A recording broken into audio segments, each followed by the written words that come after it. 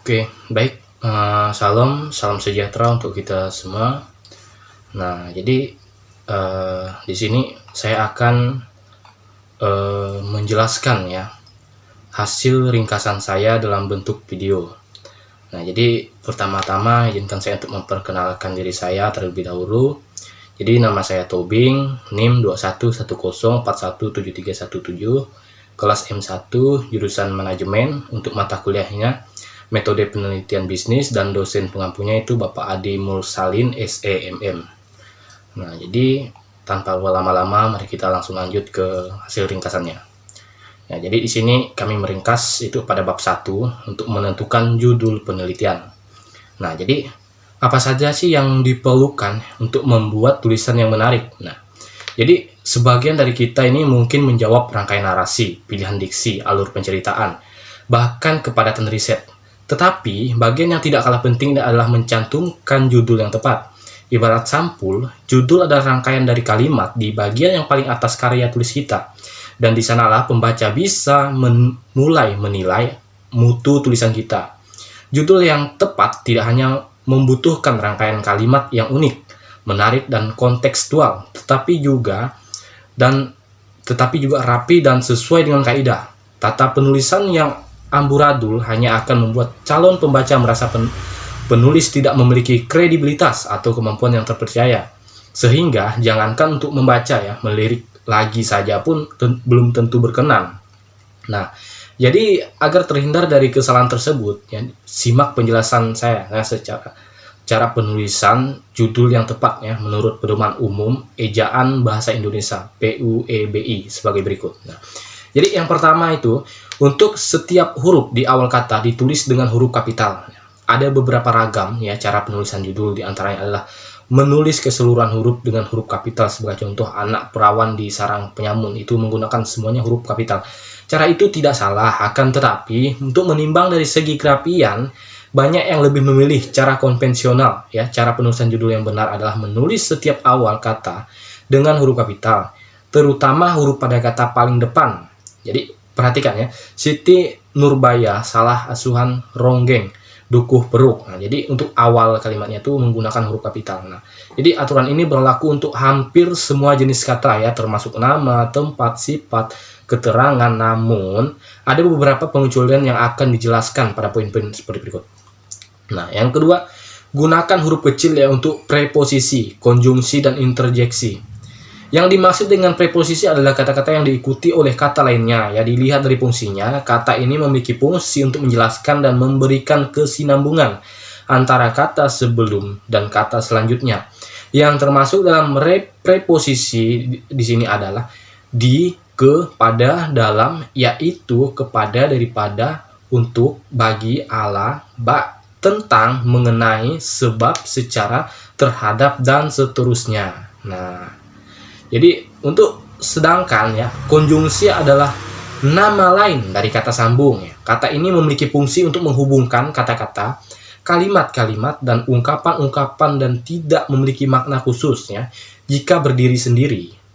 Kata-kata yang termasuk konjungsi termasuk dan, atau, tapi, ketika, seandainya, supaya, pun, seperti, oleh, karena, sehingga, bahwa, kalau, untuk, dan kemudian. Nah, dan yang terakhir ini interjeksi adalah istilah-istilah lain untuk kata seru yang mengungkapkan isi hati dari si pembicara. Kata ini relatif jarang ditemui pada judul karya-karya tulis serius, tapi banyak menjadi pilihan untuk narasi yang bersifat ekspresif. Contoh interjeksi adalah alhamdulillah, duh, ih, cih, yu, wah, wow, amboy, ah, lo, dan lain-lain. Nah, jadi meskipun demikian ya, ketiga jenis kata partikel tersebut ya harus tetap ditulis dengan huruf kapital apabila letaknya di kata pertama sebuah judul.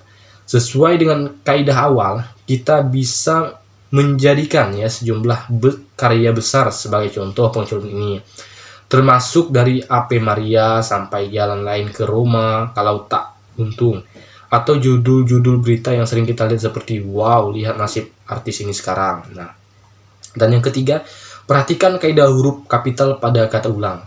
Terkadang kita menemukan kata ulang pada judul yang akan kita gunakan. Untuk mengetahui cara penulisannya, pertama-tama kita harus mengenali bentuk kata ulang tersebut ya. Pada dasarnya kata ulang yang bisa didefinisikan sebagai kata yang telah mengalami pengulangan reduplikasi pada kata dasarnya. Nah, kata ulang murni dwilingga dan kata ulang semu yang ditulis dengan huruf kapital di setiap awal pada kata karena sifatnya yang bisa dibilang tidak mengalami perubahan apapun ya, seperti contoh berikutnya. Contoh ya, pengalamanku menyembelih biri-biri di hari raya kurban ya. Jadi untuk huruf awalnya itu menggunakan huruf kapital ya.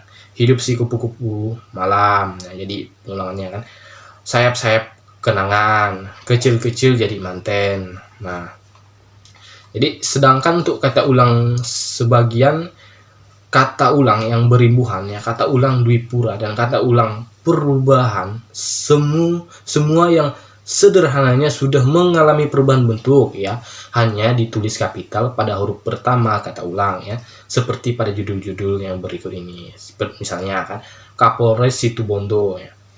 Gerak-gerik ibu korban mencurigakan ya. Berjalan-jalan di kota Surabaya, cerai-berai negeriku. Nah, ini contohnya ya. Jadi secara umum dalam membuat sebuah judul juga kita harus memperhatikan bentuk dan tata kalimat untuk memutuskan mana saja kata yang harus kita beri huruf kapital.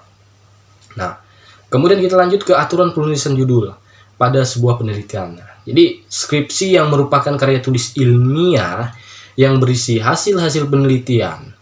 Nah, skripsi yang ditulis dapat berdasarkan hasil penelitian lapangan, hasil kajian pustaka, kajian numerik, kajian analitik, ataupun hasil dari pengembangan suatu teknologi ya. Pada penulisan skripsi ini merupakan salah satu bentuk penulisan karya ilmiah yang terakhir dilakukan oleh mahasiswa sebagai syarat untuk memperoleh gelar sarjana S1.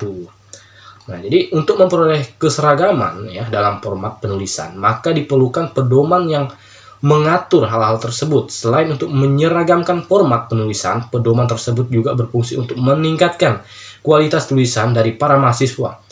Dalam manakah ini dan dibahas mengenai aturan-aturan penulisan judul penelitian yang baik dan benar. Nah, jadi untuk judul penelitian juga berisi pernyataan yang secara spesifik ini mencerminkan isi penelitian yang akan dilakukan.